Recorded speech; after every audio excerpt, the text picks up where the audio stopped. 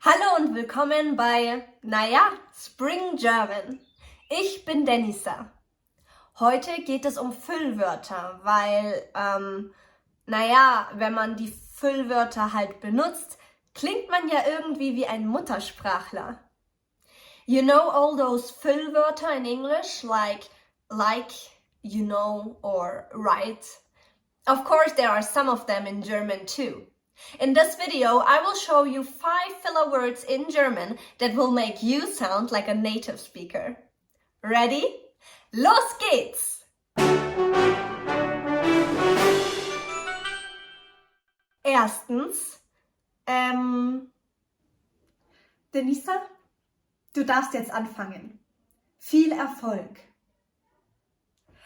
Also heute erzähle ich euch die Geschichte von den Gebrüder Grimm.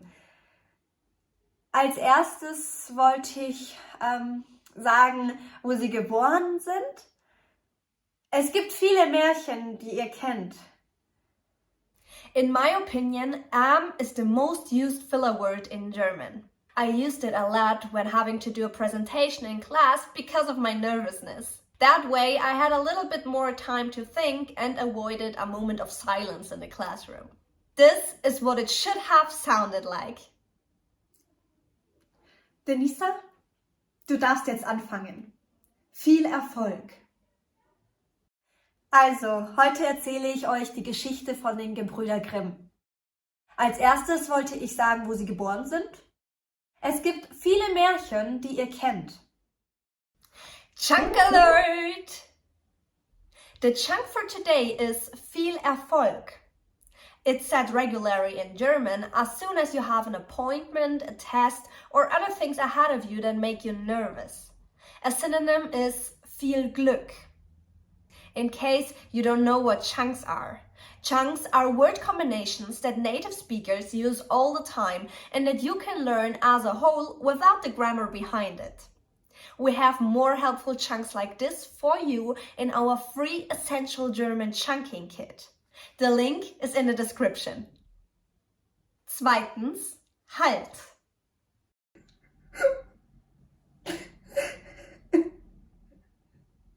Was ist passiert?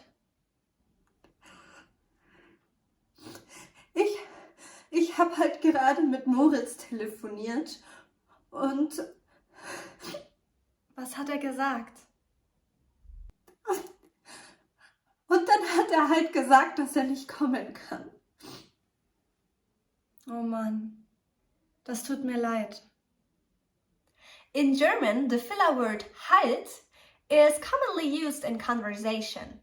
Its primary function is to add emphasis or to indicate a slight pause, similar to the English word just or well. For example, if someone is telling a story and they want to emphasize a particular point, they might say, und dann hat er halt gesagt, dass er nicht kommen kann.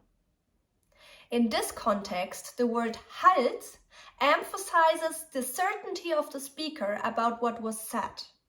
Stay tuned, because at the end of this video, we will do a summary. Drittens, also. Maybe you realized that I already used this Füllwort in the first dialogue of this video. Also, heute erzähle ich euch die Geschichte von den Gebrüder Grimm. Als erstes wollte ich sagen, wo sie geboren sind. Es gibt viele Märchen, die ihr kennt. In German, also can have various meanings and uses je nach Kontext. In this context, also draws attention to a new topic. Other examples would be: Also, was machen wir jetzt? Also, ich wollte eigentlich über etwas anderes sprechen. In these cases, also serves as a way of redirecting the conversation. But this filler word can also be used in another way. Also, was ist jetzt? Was meinst du? Kommst du heute zu mir? Entschuldige, ich habe keine Zeit, also kann ich nicht kommen. One of the most common uses of also is to introduce a conclusion or a result, similar to the English word so. For example, Ich habe keine Zeit, also kann ich nicht kommen. In this context, also indicates a logical connection between the first and the second clause of the sentence. Now, let's look to the next filler word. Viertens, quasi. Wie ist dein neuer Job so?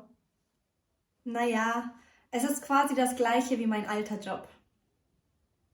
Ach so, ich verstehe. Wie gefällt es dir denn bisher? Es ist okay, aber ich bin quasi noch in der Einarbeitungsphase. As you could see in the dialogue, quasi can be translated as kind of or sort of.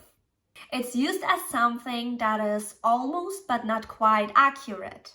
The sentence will make totally sense if you leave it out too, but if you use it, it will make you sound like a native speaker. Just make sure to not use it too often, otherwise it will become distracting. Other examples with quasi.